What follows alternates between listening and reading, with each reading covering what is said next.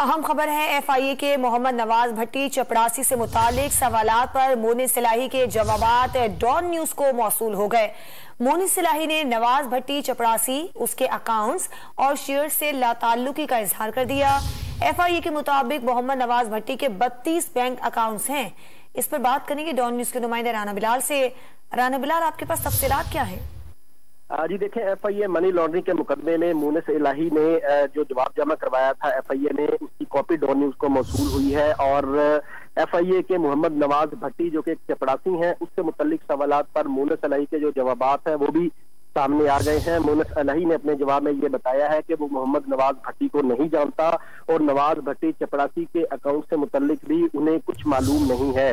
जब मोनिस इलाही से एफआईए की जानिब से नवाज भट्टी के शेयर से मुतल्लिक पूछा गया तो मोनिस इलाही ने उसका भी नफी में जवाब दिया, जबकि एफआईए के मुताबिक मोहम्मद नवाज भट्टी जो कि हेल्थ डिपार्टमेंट में चपरासी हैं, उनके 32 बैंक अकाउंट्स हैं, जिनमें से 27 बैंक अकाउंट जो है वो RY के जो शुगर जो कंपनी है उस ग्रुप के हैं।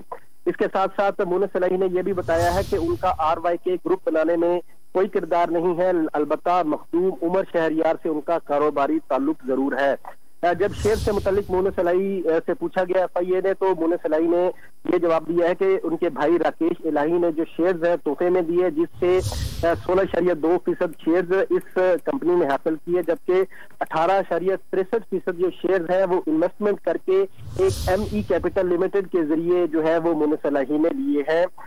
मोनिस इलाही का यह भी बताना है कि जो FBR ने तमाम तफसीलात जो है वो डिक्लेयर कर चुके हैं, उन्होंने कुछ भी नहीं जो है वो छुपाया।